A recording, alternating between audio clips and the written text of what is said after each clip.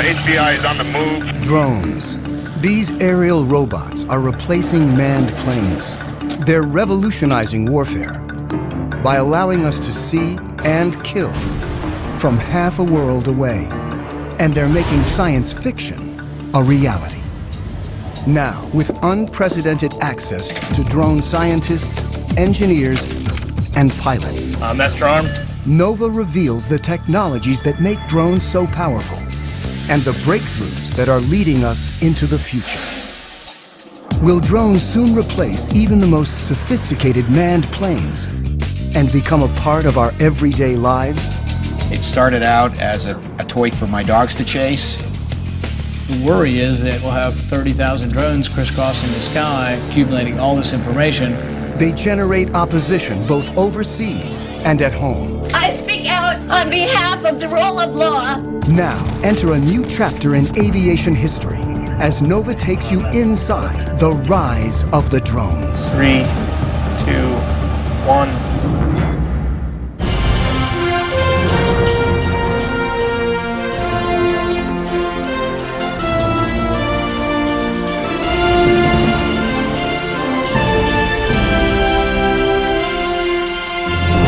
Major funding for NOVA is provided by the following. The David H. Koch Fund for Science, supporting NOVA and promoting public understanding of science. And by the Corporation for Public Broadcasting, and by contributions to your PBS station from viewers like you. Thank you. Additional funding from Lockheed Martin, inspiring tomorrow's engineers and technologists. And Millicent Bell, through the Millicent and Eugene Bell Foundation. This is the ultimate melding of man and machine. The U.S. has more than 2,300 manned fighter planes. Tiger 2, Dark Star Pictures. And pilots like Matt McDonough have long been our heroes. The best fighter pilots that I've seen are the ones that can make a quick decision when things are happening very quickly. But a revolution is underway as manned planes are replaced by drones. Are we approaching a time when movies like The Terminator become our reality? God, these machines are starting to take over. A time when machines fly, think, and even kill on their own. Drones are aerial robots that carry visual sensors, navigation systems, Target acquired. and sometimes even weapons. They come in all shapes and sizes and go by a variety of names. The United States Air Force uses the term remotely piloted aircraft. They are also known as unmanned aerial vehicles, or as the media likes to call them, drones. Already, the Pentagon relies on a family of more than 10,000 drones, usually to spy, but sometimes to kill. Small enough to fit in a soldier's backpack, the 3-foot-long Raven is the most widely used spy drone in the world. The stealthy Sentinel provided crucial intelligence in the raid to kill bin Laden. The killer Predator has flown thousands of missions since 2001. And the giant Global Hawk can stay aloft and spy for up to 35 hours. The military uses drones to support troops on the ground. 20 seconds to The CIA maintains a covert drone program to find and target individuals. The government claims drones have helped to eliminate up to 70% of Al-Qaeda's top leadership. They've been so effective, the Air Force predicts nearly a third of its attack and fighter planes will be drones within a decade. Planes can fly longer, they can pull more Gs, they can be more precise when they bomb if a human is not in the cockpit. We're entering a new era when the supremacy of even the most advanced planes is being challenged as engineers take the pilot out of the cockpit. Holloman Air Force Base in southern New Mexico is the largest Air Force training base for operators of remotely piloted aircraft. My name is Chad. I'm a captain in the United States Air Force. For security reasons, we've been asked to cover our last names to prevent us from potentially becoming a target of any kind. Captain Chad has flown remotely piloted aircraft in combat for 3 years, and now teaches pilots to fly the world's most famous killer drone. It's known as the MQ-1, or more commonly, the Predator. The Predator has changed warfare, but it's just a hint of what's to come. Where we are in terms of unmanned aerial vehicles is about the same place we were with biplanes right after World War I. We are at the very, very early stages of realizing what the potential of unmanned aerial vehicles are. Unlike complex fighter planes that are engineered for speed and agility, the Predator is built for endurance, so it needs to be light and efficient. It's the weight of a pickup truck or so, about 2,000 pounds, and it's balanced pretty evenly on the wheels. And with one hand here, I can lift it up and set it back down.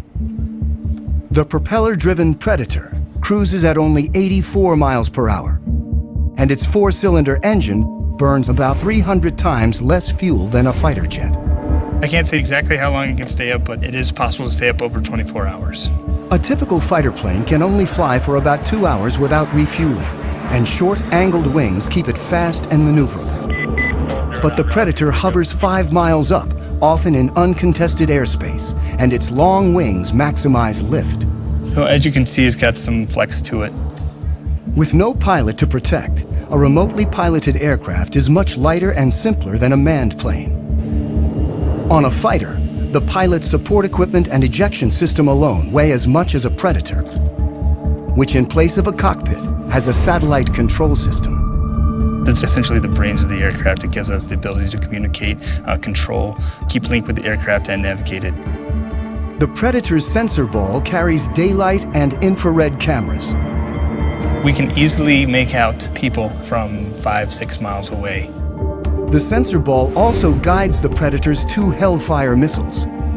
From right here, we fire the laser, and the laser spot hits the ground, and then once we fire the missile, this is the seeker, so this seeker will find that laser spot on the ground and travel to that spot, giving us a very precise capability of employing weapons. When conducting missions, remote pilots work out of small trailers on the ground. They control the Predator by satellite.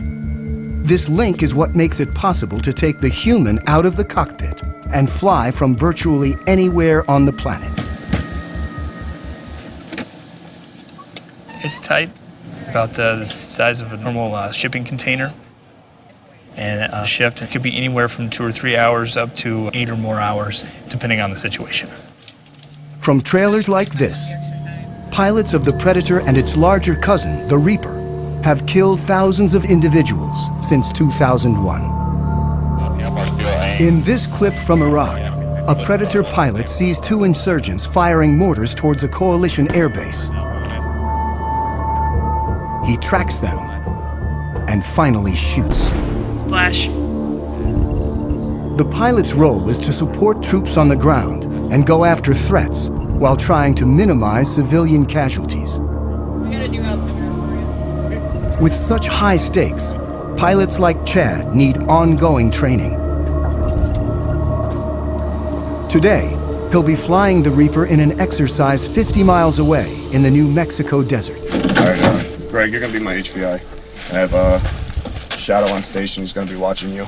You're going to be on a group of former soldiers working for a company called Rally Point will run an exercise in which Chad will hunt down insurgents in a mock village. We'll strike you there. Once you die, stay there, drive. 2 will play insurgents, and 1 will be a soldier on the ground communicating with Chad. About to take off now, so we're going to push the throttle up. And there we're up in the air. The training mission offers a rare glimpse into the mechanics of how the U.S. uses drones to support troops and prosecute its war on terror. The goal is to make it as realistic as possible so pilots can avoid mistakes when in battle. They should be checking in here probably in the next 20 minutes or so. It's going to be an MQ-9 Reaper.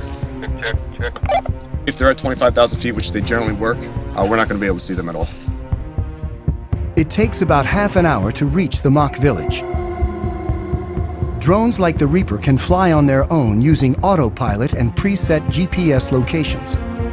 But the Air Force still keeps human hands on the controls at all times. People have this concept of either it's a manned plane and the pilot's doing everything, or it's an unmanned plane and it's something out of the Terminator movies. The reality is it's in the middle right now for both the manned and the unmanned planes. Our mind tries to put it in terms of robot or human, but the reality is a mix. As Chad pilots the Reaper, his sensor operator, Jay, controls the cameras and lasers. On the ground, the fake insurgents enter the village as the Reaper hovers miles above. Bones 3-4, Rally 20, stay status. Rally from Bones 3-4, we have eyes on the target. Chad gets direction from the soldier, whose handheld receiver and computer allow him to see what Chad sees. Chad's call sign is Bones. The soldier goes by Rally. And Rally from Bones, we have two packs moving around inside the northwest corner of the compound. Bones 3-4 from Rally 20, continued shadow. The soldier directs Chad and Jay to follow an HVI, or high-value individual, dressed in black. Rally from Bones 3-4, looks like the one individual wearing black is now getting on the motorcycle and departing the group. Depending on the situation, the decision to kill comes from an intelligence officer who could be anywhere, a battle commander on the ground, or sometimes the pilot. Bones 3-4 from Rally 20, looks like that personnel is stopping. Bones 3-4, that's a firm, that's what we got up here. All right, what I'd like to do is go ahead and prosecute 9-line Bravo 1. Copy. Master armed. The sensor operator targets using the laser. This will be a run against the target under our crosshairs. 10 seconds to release. Sensor, you ready? Copy. 3, 2, 1, rifle. And Bones 3-4, weapons away. 25 seconds time of flight. The Predator uses laser-guided Hellfire missiles. The weapons that can be used operate with an air distance of less than 9 feet. You can put a weapon through a window-sized opening with ease. 5, 4, 3, 2, 1, splash. Rally from Bones 098, firm, we have splash, standby for PDA. And Bones Rally looks like good splash. Copy, lasers off, and Master Arm is now safe. The efficiency of having a single craft able to find, follow, and eliminate a target like this in real time represents a revolution in warfare. Let's go back to the middle of the last century. During World War II, it took on the order of months to assemble intelligence from a variety of different sources, whether it be airborne, on the ground, to assimilate that information and then determine what targets might be hit. Then it took hundreds of aircraft and literally thousands of bombs to go out and attack a target using that information that had been developed over a period of months. Today, with the capabilities all wrapped up into one vehicle, the Predators and the Reapers in particular, you can accomplish that find, fix, finish cycle in a matter of single-digit minutes. Before the Predator, the military had to design separate aircraft for intelligence gathering and attack. Reconnaissance was key, and after World War II, engineers built ultra-sophisticated spy planes. They went faster and higher than ever before to make sure the pilots and the information they gathered didn't fall into enemy hands. The SR-71 was triple sonic. In other words, it go over Mach 3. Max recorded altitude was 85,200 some feet. And there are several of us that have gone higher than that. Pilot Tony Bavacqua is one of a select group of men to fly the SR-71, a titanium spy plane built during the height of the Cold War that could take photos of the ground with 12-inch resolution from 90,000 feet. Literally faster than a rifle bullet. Even missiles were too slow to catch it. I was the first person in the SR-71 shot at, and it was over Hanoi. You got an airplane that's going 2,300 miles an hour, and it's very, very difficult to even come close. They figure that the missile exploded about a mile below me, and we're in and out of there in no time. Thank God. The cost of such speed was that the SR-71 needed to be refueled every 2 hours. But there was a slower alternative called the U-2. Bavacqua is one of only 12 pilots to have flown both operationally. I was very proud of being a U-2 pilot because of what we have done and what we're still doing. It's just a magnificent platform, does excellent reconnaissance. Still widely used today, nearly 60 years after its introduction, pilot endurance limits U-2 flight time to 12 hours. It's pretty demanding on their bodies. They have to wear a special high-altitude suit for it, and then it whites them out for a good couple of days. It fatigues them quite a bit to go that high. Manned spy planes are not only limited by human endurance, they also bring the risk of pilot loss. In 1960, Bavacqua's friend, Francis Gary Powers, was shot down while flying a U-2 over the Soviet Union. It was a propaganda field day for the Russians. Powers' cover story was that he was on a meteorological flight. Frank Powers tried to say it was a weather flight, but there's miles of film. And so it was easy to discern what he was doing. Khrushchev denounced the United States with every epithet in his vocabulary. He summarily rejected all attempts of the West at reconciliation. Powers was imprisoned in Russia for more than 2 years, creating a major international incident and clearly demonstrating the need for unmanned spy planes. It was a development from the pilotless aircraft principle. Guidance was by radio from an accompanying aircraft. After reaching altitude... As early as World War II, once at altitude, airplanes could be controlled by radio signals after the pilot bailed out. But for decades afterwards, before GPS, drones were limited by primitive autopilots and navigation systems. In the 60s and 70s, drones crashed constantly, including the most advanced unmanned aerial vehicle, or UAV, the Aquila drone, that averaged a crash every 20 hours. It was a small propeller drone that would fly over the battlefield and gather information and beam it back to you. The problem is, back in the 70s, the technology wasn't ready yet. It was a $1 billion program by the time they got just a couple prototypes. I was frustrated that the US could not make UAVs really work. Abe Karam is the father of the Predator.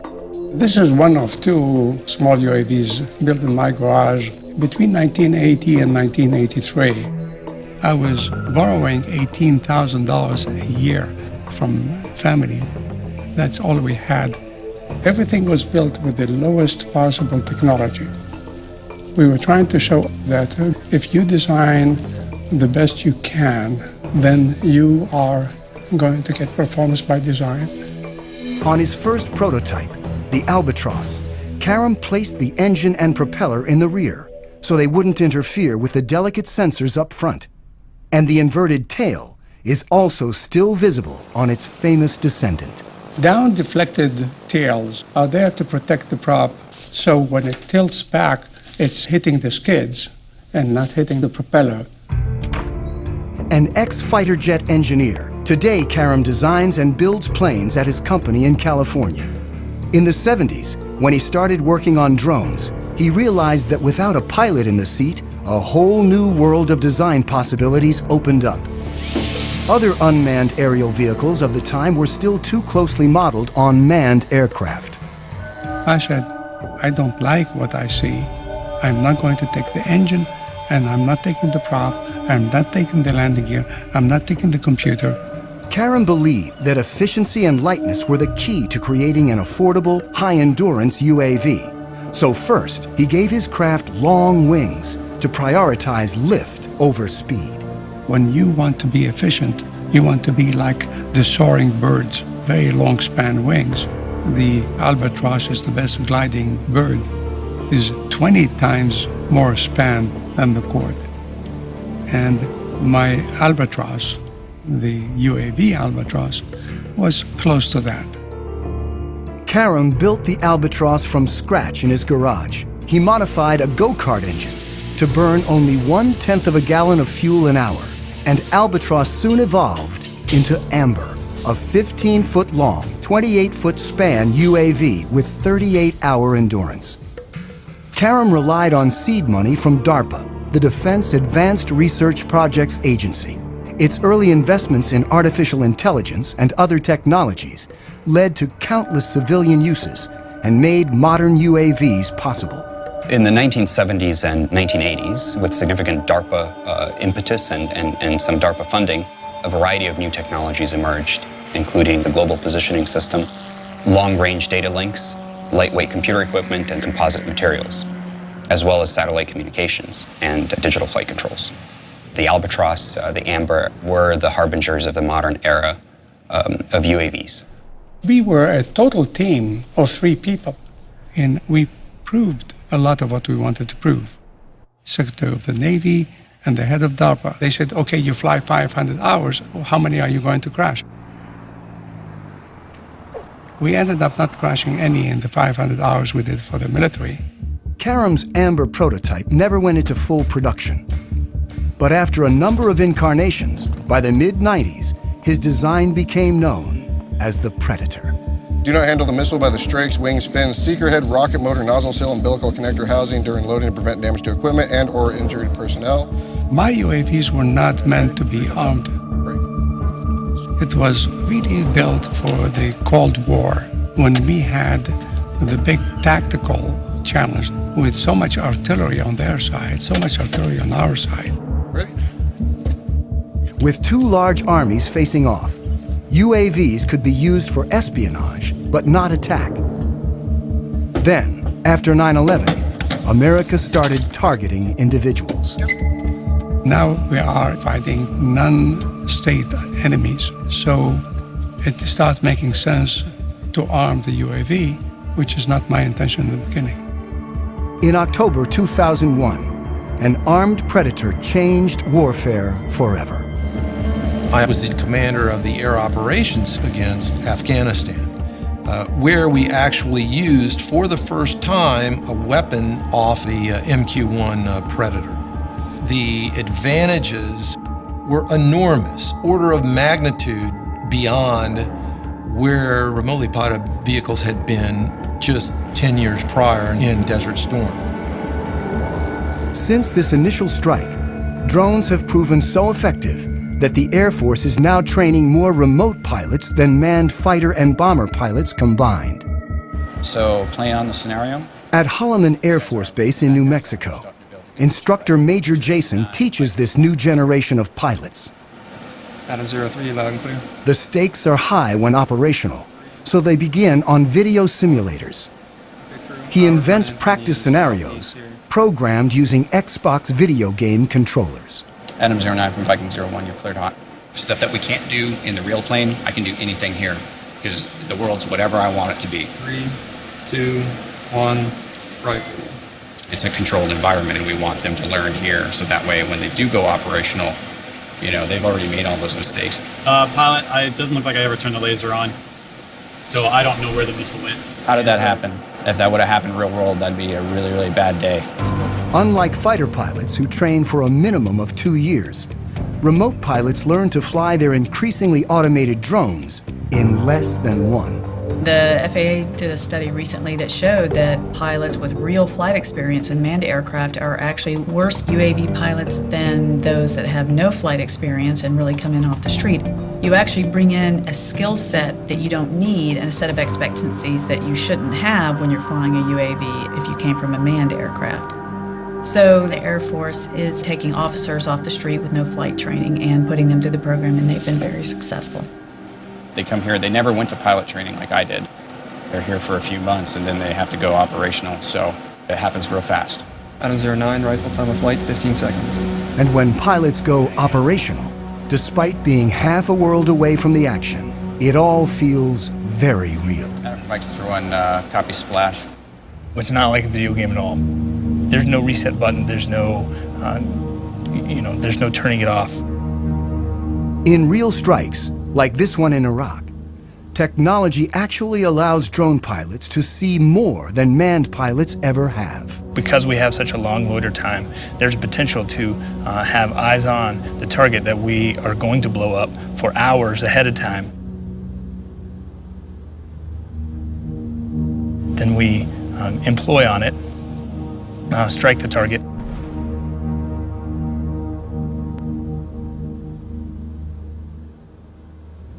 And then stick around for another few hours to watch what happens afterwards. You have to stay there and then stay plugged in and stay focused on the destruction that you just caused from your aircraft. In 2012 alone, the U.S. carried out hundreds of drone strikes across 4 countries. Afghanistan is the only publicly authorized war, while strikes in Pakistan, Somalia, and Yemen are covert CIA operations performed without putting American lives on the line. The technology has enabled us to set aside some of the risk factors of sending a pilot in harm's way. So it's meant that we've conducted a lot more strikes that would have been more problematic if we were using manned systems. The U.S. claims drones have decimated al-Qaeda's top leadership while causing limited civilian casualties. But the facts are hard to come by. We know fairly well how many strikes are occurring. What we don't know is the details, who the targets were, whether they were actually eliminated, or whether some other people were killed, because verification is very difficult.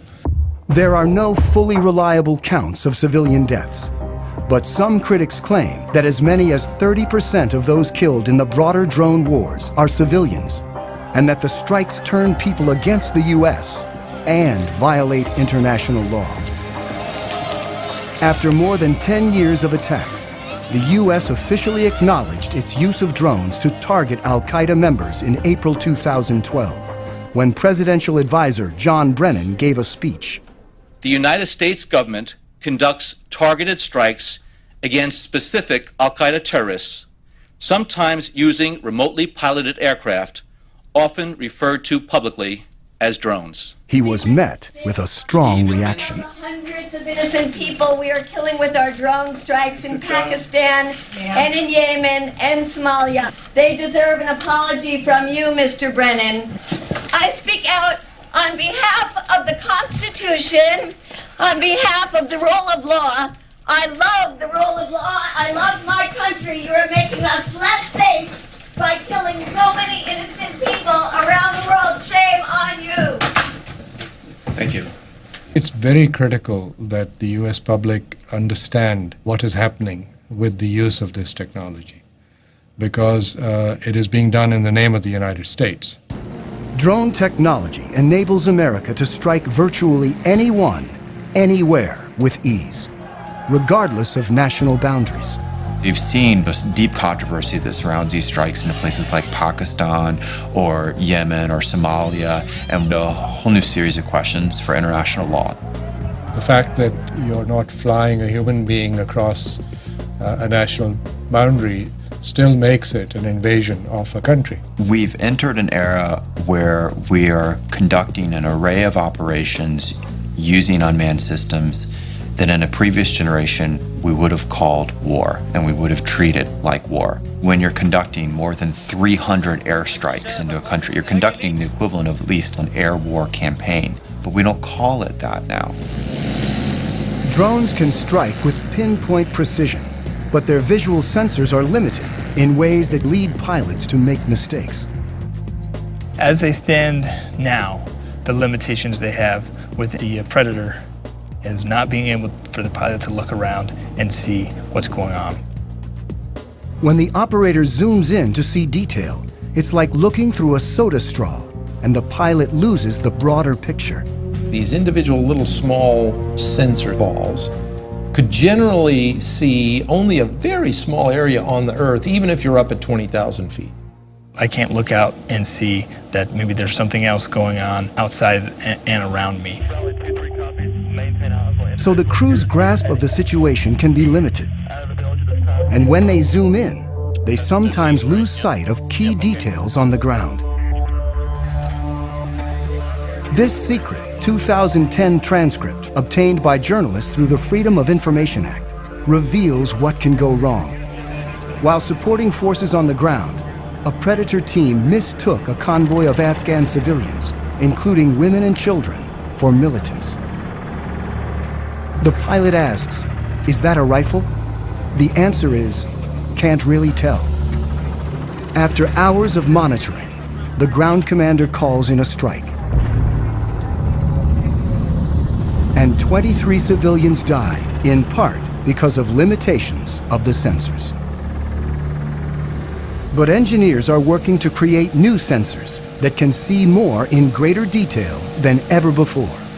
Today, we've developed sensors that can watch with an all-seeing eye and see an area about the size of a small city, all at one time. This is the next generation of surveillance. For the first time, we actually have permission from the government to show the basic capabilities. It is important for the public to know that some of these capabilities exist. Engineer Yanis Antoniadis designed the new sensor, known as Argus. With 1.8 billion pixels, it's the world's highest resolution camera. Argus fits inside this pod that attaches to the belly of a UAV. But because much of the work is classified, we can't see the sensor itself. Because we are not allowed to expose some of the pieces that make up the sensors, so you get to look at pretty plastic curtains. Also known as Wide Area Persistent Stare, Argus is the equivalent of having up to 100 predators look at an area the size of a medium-sized city at once. This image was taken 17,500 feet above Quantico, Virginia, and covers 15 square miles. This whole image is at a very, very fine resolution. So if we wanted to know what is going on in any spot along this image, say near this building at this intersection, we can generate a moving image that shows what's going on in the area. Simply by touching the screen, Antoniadis has opened up a window showing a detailed area, while still maintaining the broader context. And everything that is a moving object is being automatically tracked. The color boxes represent that the computer has recognized the moving objects. You can see individuals crossing the street. You can see individuals walking in parking lots. There's actually enough resolution to be able to see the people waving their arms or walking around, what kind of clothes they wear.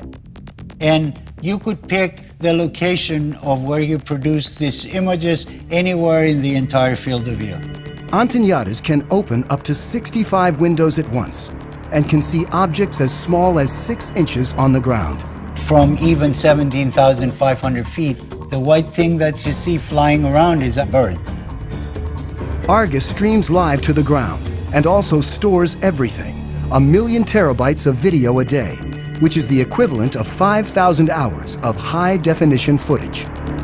So you can go back and say, I would like to see what happened at this particular location 3 days, 2 hours, 4 minutes ago, and it would actually show you exactly what happened as if you were watching it live.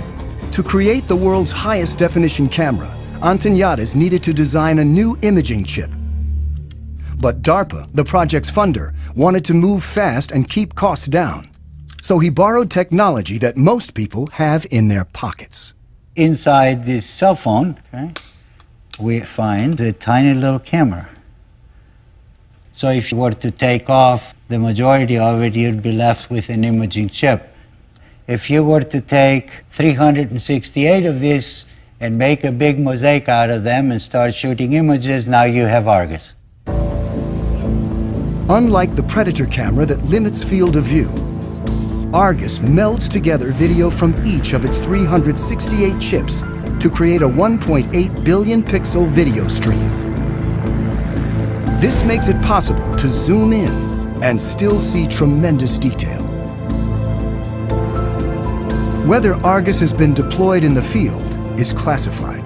I'm not at liberty to discuss plans with the government, but if we had our choice, we would like Argus to be over the same area 24 hours a day, 7 days a week. That's not very easily achievable with manned platforms. This is where UAVs come in, and they're absolutely the perfect platform. Argus may be mounted on an armed UAV like the Predator, a long-range platform like the giant Global Hawk, or a development craft called the Solar Eagle that may someday stay aloft for years at a time. The U.S. Air Force right now has the ability to archive every single video that comes off of every single UAV. We're moving to an increasingly electronic society where our movements are going to be tracked. While technologies like Argus are expanding the reconnaissance power of UAVs, unmanned aircraft remain vulnerable in other ways. The Air Force's large drones still crash more often than manned planes. The $100 million Global Hawk is nearly 3 times more likely to crash than the U-2 it was designed to replace. Even if there's no pilot to lose, when a drone goes down, it can still be a problem. It doesn't take a thermonuclear brain surgeon to figure out that if you are operating a highly advanced, technologically capable system, that you'd prefer not for it to fall into adversary hands. In 2011, an American spy drone, the RQ-170 Sentinel, was lost over Iran. There was a problem with the aircraft, and it landed in an area it shouldn't have landed in, and that's about all I'm going to say. The Iranians claim they hacked into the drone's control system and took over the craft. And in theory, it is possible to take over any computerized system. You could never call up Maverick in his F-14 if the movie's, Top Gun, and you say, Maverick, talk to me, Goose. Recode all American jets as Russian jets. Tom Cruise would have, laughed his weird cackle and said, no way, man. With a computer, you can do that. Either jam it or even more so, co-opt its operations. And it's a whole new era in war. Opens up a lot of new possibilities and, of course, huge new dangers to think about. Why the Sentinel went down remains classified. But experts point out that drones often crash for very basic reasons. UAVs sometimes aren't that smart. Their self-diagnosis isn't all that smart. And by the time they have a problem, it's too late. You lose the link, lose power, and you're gone. Control can be lost for a number of reasons. When Reaper pilot Chad simply banks too sharply, he loses the satellite link. Uh-oh. The picture freezes, and he's momentarily flying blind. That was me turning. He quickly levels the craft and restores the link. I was turning aggressively and it had trouble keeping up the satellite link. There is a degree of vulnerability involved with remotely piloted aircraft that have a command link, or they're actually operated by operators, that you can overcome by having a human in the cockpit. Dark Star, football. If for some reason I all of a sudden hear an increase in airspeed, I start to feel a roll, and I'm not intending for that to happen, well, something is going wrong, and I now need to make sure that I'm doing what I need to be doing. Unlike manned planes, drones depend on control links that can be lost, or potentially, as may have happened with the Sentinel, even taken over by the enemy. But what if a craft could operate on its own, free of any links, and even make its own decisions? In a lab at the University of Pennsylvania, Vijay Kumar is funded in part by the military to create autonomous drones that don't need external links and, like us, can sense their environment. What you see on this robot are these two chips here which are essentially rate gyroscopes. These play the same role as the semicircular canals in the human body located near the ears, which essentially tell us orientation. So the rate gyroscopes that are on board can actually measure these angular velocities at thousands of times a second. This chip here is the accelerometer, and this allows the robot to sense accelerations in the lateral direction. So these are analogs to the otolith organs that measure acceleration in the human head. When a human pilot feels an unexpected change in acceleration, he knows to adjust the aircraft. And the robots do exactly the same thing. The sensors adjust the craft by changing the relative velocities of the rotors and allow the drones to follow a leader with precision. A fundamental problem in coordinating multiple robots is the ability to maintain formations. What a robot has to do is determine where its neighbors are and figure out what the relative position is, and then monitor that relative separation very carefully. You only need to tell one robot how to move, and the other robots essentially maintain formation by just keeping a specified relative distance. In the figure eight, they come within inches of each other, so they have to combat aerodynamic effects from their neighbors, and they have to have very, very precise control. And all that is done autonomously. The precision of the robots allows them to do some things more quickly and accurately than human pilots can, like predict the movement and the shape of an object and adjust accordingly. In terms of acrobatics, I think it'll be hard to beat what a robot can do. The neuromuscular system in the human body, there may be delays of the order of 80 milliseconds to 200 milliseconds before you actually take an action in response to what you see. Well, robots have this unfair advantage. They can do these computations hundreds of times a second. So your delays are of the order of a millisecond and perhaps even less.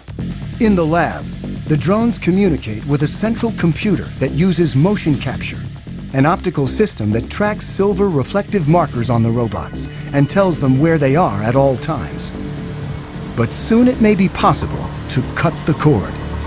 And they've already developed another autonomous drone that can go anywhere on its own. The holy grail is to do all of this without any kind of external sensing, without GPS. And in principle, we can do it. These bigger robots actually rely on observations of external features to tell them where they are in the environment. This drone carries a laser rangefinder that determines distance to obstacles and a depth camera that reveals 3D information about the surroundings. They carry on board the processing power, the sensors that are necessary to look at the environment, to reason about the environment. So they can take their relative location and the location of the features to build a three-dimensional map. Well, I'd like to see this technology being used for humanitarian purposes. Imagine there's a 911 call from the building. I think we'll soon have the technology that enables, let's say, 20 UAVs to just swoop through the building and within a minute find out who's in each room and then communicate that to firefighters who are waiting outside. But any technology that you develop, there are always people who are going to use it in ways that the designer never intended them to be used. And the key components of drone technology are already available to virtually anyone. Over there. I got into the hobby about 4 years ago. It started out as a toy for my dogs to chase. I'm pretty obsessed with the hobby. I am currently single, have been for 30 years. No kids. I just live here with my 3 dogs, and I get to spend nearly every night and every weekend working on these things. Corey Brixon of Orange County, California, is one of tens of thousands of drone hobbyists across the country. The basic quadcopter is about $500, which is the frame, the motors, the speed controllers, the electronics that you need. This is actually the GPS sensor, and that's sending the signals out to the satellites. The cameras, as small as they are, they're high-definition footage. Like the Predator, Corey's quadrotor has a programmable autopilot that uses GPS to navigate. He can set locations, altitude, and speed so the craft can fly autonomously. Corey flies for fun, but drones, small and large, are increasingly used domestically for more serious purposes. The Border Patrol searches for illegal migrants with predators. Police departments are turning to smaller drones for reconnaissance. And thousands of individuals use them for their own, sometimes political, ends. We don't consider ourselves to be animal rights activists. We're investigators. Some of our targets are the pigeon shooters in Pennsylvania, so we had the copter up filming what's going on. There were a couple of shots, and it's slowly losing altitude. And then it takes one more shot, and it's down in the trees. You can hear the shooters start cheering and laughing and all that kind of thing. What they didn't know is that we had more. This incident is the first known shoot-down of a domestic drone, but it may not be the last. The spread of drones has raised concerns about privacy and even led one senator to propose legislation limiting domestic use. I think anybody that can use a device to peer into your activities, even if it's from the air outside your window or the air above your property, I think there's a right to privacy, and I'm all for making sure that all these drones don't come back from Afghanistan and Iraq and get put to purpose here that isn't consistent with our constitutional bearings. The worry is that in 2 or 3 years we'll have 30,000 drones crisscrossing the sky, accumulating all this information. It's a game changer, but it's not just an American revolution. There are more than 55 other countries right now that are building, buying, or using military robotics, particularly in the air. Iran recently announced it has its own armed drone, with a range of over 1,000 miles. It's not known whether any of the technology was adopted from the lost U.S. Sentinel. But in the drone's arms race, the U.S. is constantly developing new technologies, like a small flying camera with a twist called Switchblade. The Switchblade will launch out of this tube, and the wings, the tail, the propeller will all spring open. That's why it's called Switchblade. And so when the operator finds the target by looking into the viewing screen, he'll then send a command to the Switchblade that'll enable the Switchblade to basically hone in on that target and detonate its explosive charge upon contact. It's a tool that our customers are very excited about, and it's a tool we think will protect our forces and help save innocent lives. Switchblade's already been deployed, and a killer drone that may someday replace a manned fighter is on the horizon. And it's really about a decade ago, some folks got together and they said, what if we want to put unmanned aircraft on an aircraft carrier? How do we do that? This X-47B prototype is the world's first tailless fighter-sized drone. But it's still a year or two away from its first goal, to take off and land on an aircraft carrier. We're maturing the technology required to take this unmanned vehicle to land on the flight deck autonomously.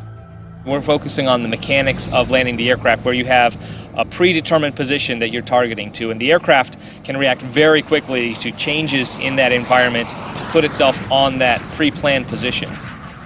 The system has a lot of sensors, a lot of instrumentation on it, so it knows how all of its subsystems are behaving. It knows how its engine and all of its control surfaces are performing at any time.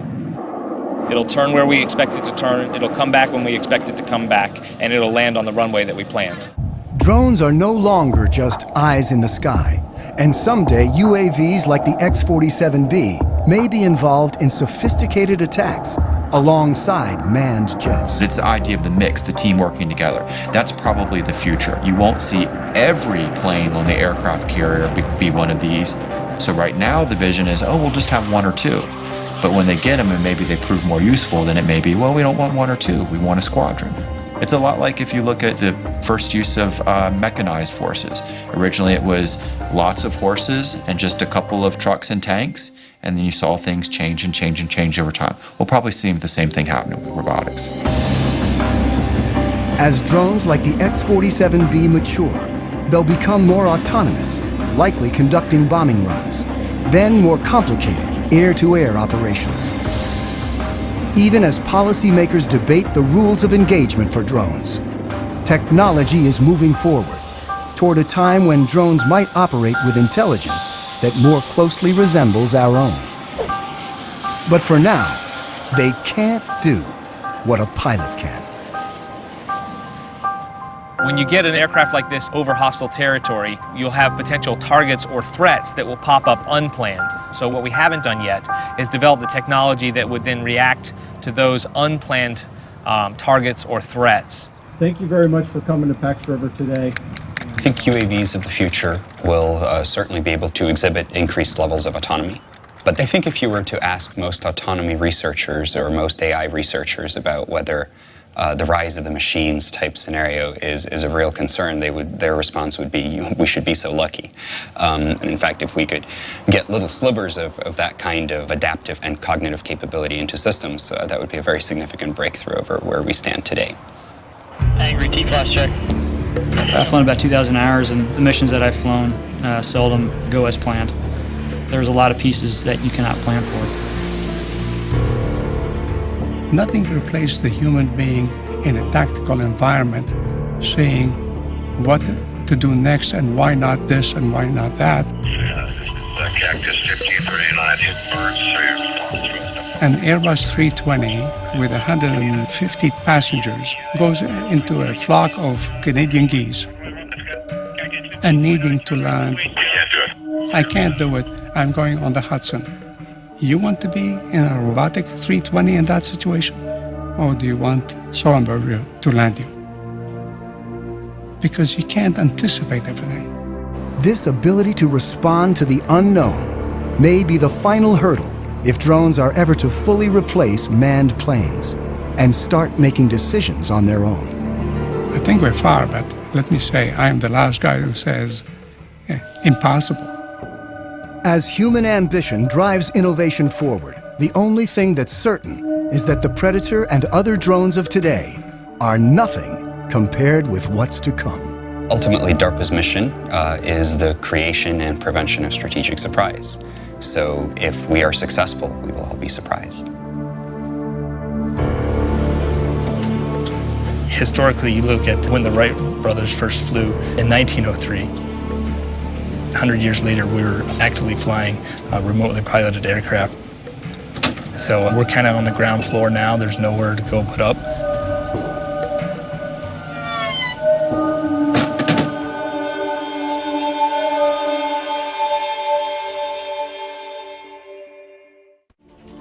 Major funding for NOVA is provided by the David H. Koch Fund for Science, supporting NOVA and promoting public understanding of science.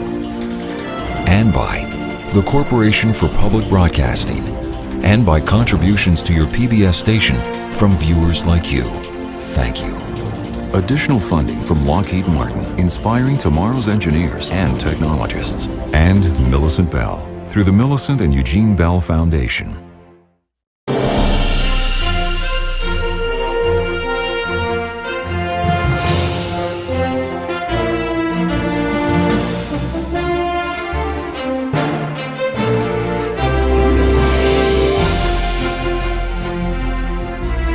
This NOVA program is available on DVD. To order, visit shoppbs.org or call 1-800-PLAY-PBS. NOVA is also available for download on iTunes.